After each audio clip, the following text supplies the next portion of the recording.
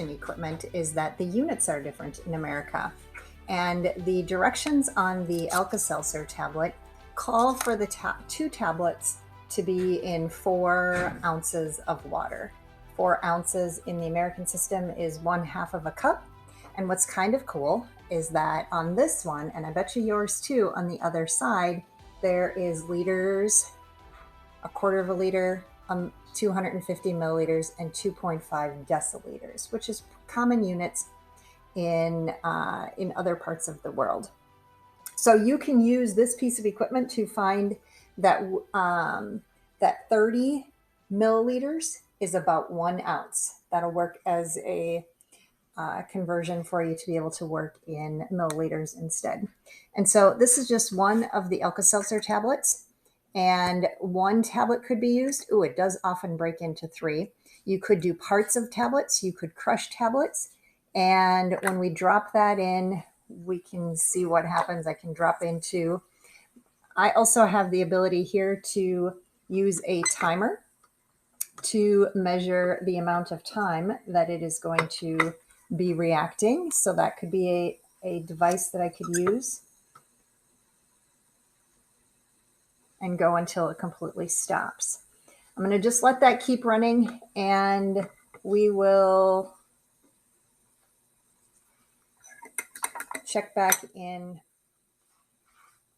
Well, you'll have to decide when it is that it's going to be the time that you would stop the timer from running to determine how long it is taking for it to go, for the reaction to complete.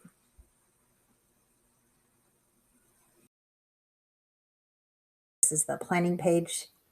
And the idea here is to perform a controlled experiment and looking at the impact of one independent variable on a variety of dependent variables. And we've done some brainstorming over the time of an independent variable. If you remember, your independent variable is the one that I change. So there's things that you can be thinking about. You could test it with, typically it's used with water. The article that we read about had it being tested with vinegar. So it could be tested with different kinds of liquids, could be tested with the different temperatures of solution, one at room temperature, one that is hot, and one that is ice. I don't know if you could change the temperature of the tablet, maybe put one in the fridge, one in the freezer. You could break one, you could crush one, you could make one whole tablet. Could use multiple Alka-Seltzer, and you could change the amount of liquid. Those are all independent variables. You should select one of those to use to do your experiment. And then thinking about all the dependent variables that you could measure. One of them is the change in temperature to see if there is a temperature change.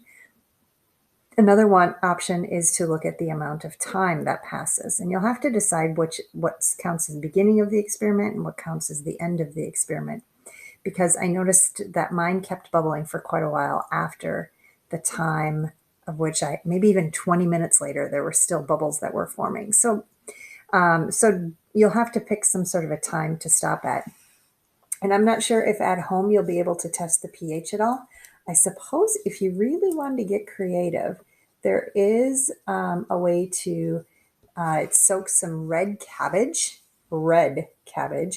in water and maybe even cook it for a little while on the stove. And then that red cabbage juice can be used to act as an indicator to determine if it's acidic or if it is alkaline. Keep in mind that Alka-Seltzer are used as an antacid. So when someone has a stomach that is sour, it has too much acidity in it, the Alka-Seltzer is intended to bring it back to more of a alkaline level. So it might be interesting to see if there's a way to do that at home. If we were in the lab, we would have access to some different tools. So select which dependent variable you would want to test, just one. Keep in mind it's just one. And then you can test as many dependent variables as you feel like you'd be able to do. Do be thoughtful about what kinds of things you're going to control when you do this experiment, so that you're really, truly just testing that one independent variable. Equipment. If we were in the lab, we would have a 100 milliliter graduated cylinder to measure the liquid.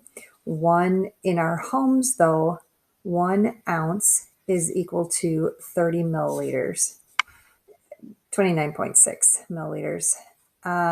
If you're at home, you could use some red cabbage juice. If you wanted to, you could probably stop in and we could get you some bromethymol blue.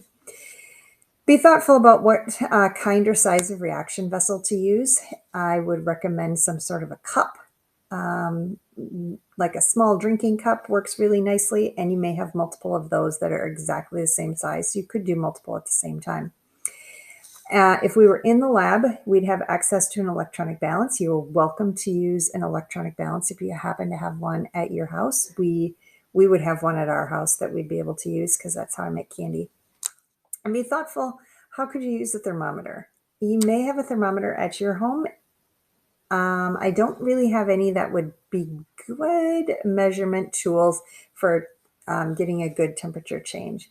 But do think about how you could use a timer.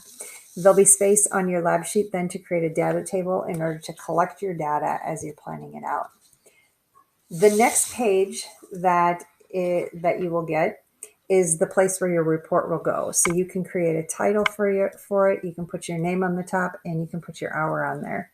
This is going to be important that you write a good question. So something to the effect of, what impact does my independent variable have on, and then you can list all of your dependent variables. After you do the experiment, then you can make a claim. There's no need to make a hypothesis before you begin. After you finish, you can make a claim. You can use this space here for your evidence and then some reasoning. So do keep in mind that for this section, you can be speaking about the kinetic energy of the particles. If that happens to fit your particular experiment, you may be talking about collision theory as a part of your reasoning as to why you made the observations that you made. All right, so that's really all there is to this particular experiment.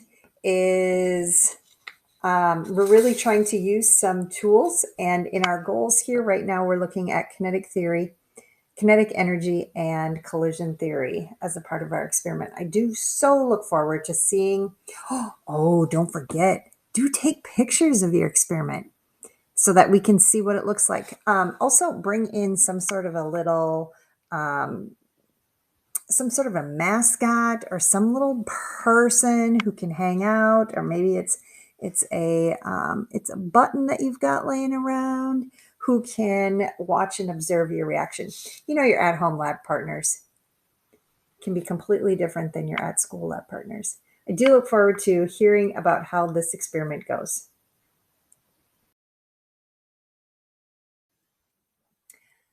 A safety note, or a few safety notes. The Alka-Seltzer is medicine, and I know some of you took some home before we left. And the Alka-Seltzer is something that you can do some experiments with. It is, I need to read my notes right here. This is not intended for you to eat it. It is medicine that is used for specific things. And that is not what we are using it for. The Alka-Seltzer, when you're done with it, should be discarded in the sink, washed down with plenty of water.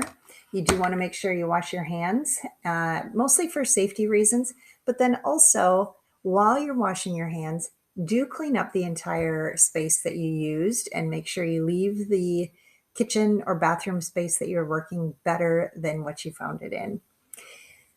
It's also good for us to have some conversation about what other alternatives are out there, just in case you didn't take any Alka-Seltzer with you. So I just did some little thinking things around my house as to experiments that could be done. One of them is reaction rates with the browning of a banana related to in different experiments, different places. Hydrogen peroxide. Hydrogen peroxide decomposes really nicely with yeast, so there could be some variables that you could set up related to the peroxide, and also either one of those two things with a potato. So a potato in place of a banana, putting it out in different places to find how the either surface area or temperature has an impact on the browning reaction. Or you can also use hydrogen peroxide with potato or potato chips, maybe could even work. I'm not exactly sure. So there's some options out there. Do come to the Google Meets and we can have some conversation about alternatives that you could use to still complete a lab related to reaction rates. That maybe isn't the one that I have in mind, but there are options that are out there. Thanks, guys. I look forward to seeing your labs.